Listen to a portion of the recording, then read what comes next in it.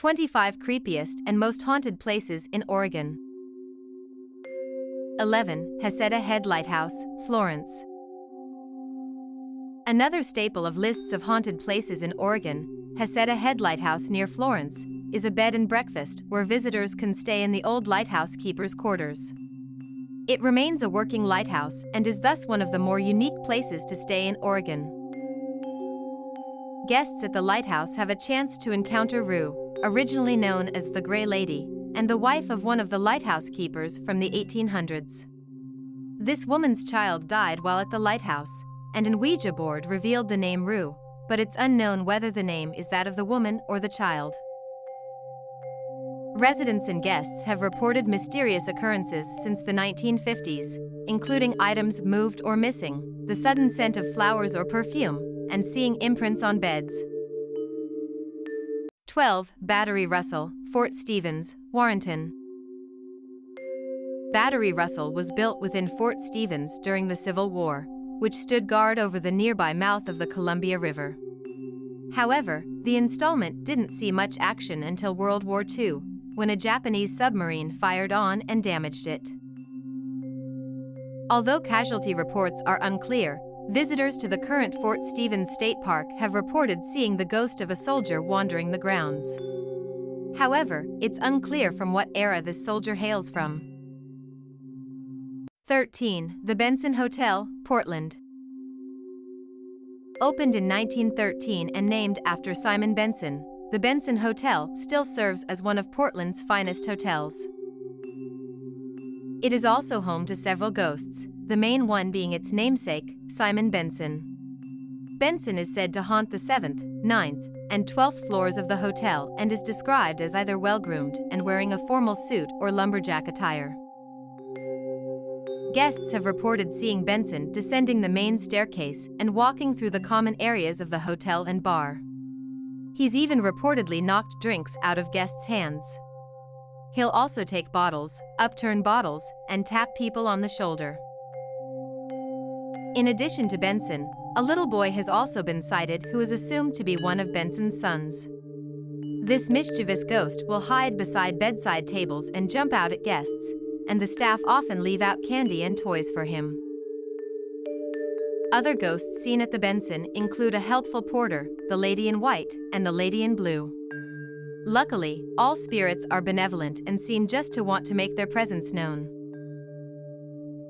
14. McMenamin's Grand Lodge, Forest Grove.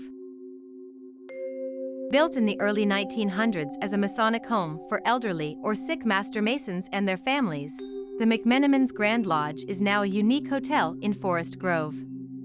And it appears that some of its former residents never left. There have been numerous sightings of an older woman in a dress and slippers walking down the hallways and across the grounds. This apparition is referred to as the Lavender Lady.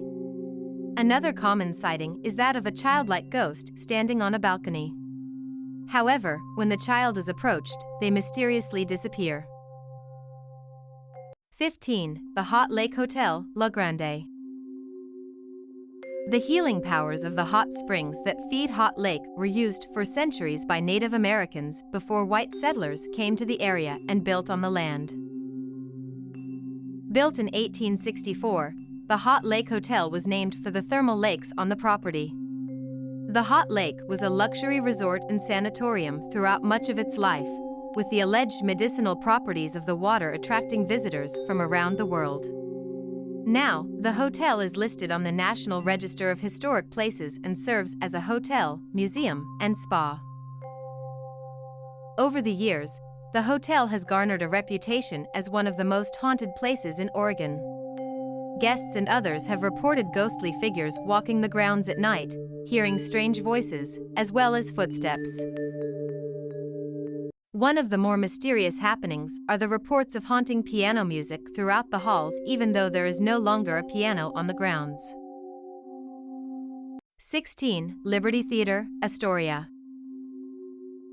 Opening in 1925 after the Astoria Fire of 1922, the Liberty Theater is a vaudeville theater and cinema near the mouth of the Columbia in Astoria. It's said that a ghost named Handsome Paul walks the halls of the theater wearing a white tuxedo but otherwise isn't a bother to visitors. 17. Oregon Caves Chateau, Cave Junction. The Oregon Caves Chateau is a unique building in a unique place in Oregon. Opened in 1934 and located near the Oregon Caves National Monument in southern Oregon, the chateau stands 6 stories high and is built into the side of a ravine. The site is also home to an unusual haunting. The ghost Elizabeth is thought to be the spirit of a woman who jumped from the window of room 301 after being betrayed by her husband on their honeymoon. But, while the tragedy surrounding her death isn't unusual, her style of haunting is. Rather than haunt room 301 where she died, instead Elizabeth leaves the room when someone checks in. She walks the halls, opens and closes doors, and sometimes can be heard making noise in the kitchen. Guests have also reported the sound of breaking glass and a woman's scream. 18. Bush House Museum, Salem. Built in 1878, the Bush House was the home of Asahel Bush and his family. Bush was the founding editor of the Oregon Statesman newspaper along with the Ladd and Bush Bank. Today, the Bush House and what's left of the former 100-acre homestead is a museum where visitors can travel back in time to life in the late 1800s. It also seems that some members of the Bush family never left. Bush himself is said to still occupy the house, but his daughter Eugenia really causes a stir. Eugenia's favorite pastime is to tinker with the heat and air conditioning so that a warm room will suddenly turn cold. 19. Malheur Butte, Malheur County. Malheur Butte is distinctive on this list in that it isn't a building or site of a former building but a natural formation. An extinct volcano near the Idaho border, Malheur Butte was rumored to be a place where witches met. Now, rumor has it that shadowy figures appear there at night and chase visitors. These imps are said to be about the size of dogs. 20. Cathedral Park, Portland. Cathedral Park is a beautiful spot situated at the base of the St. John's Bridge in North Portland. Named for the Gothic arches that support the bridge, the park is the site of the 1949 murder of Thelma Taylor.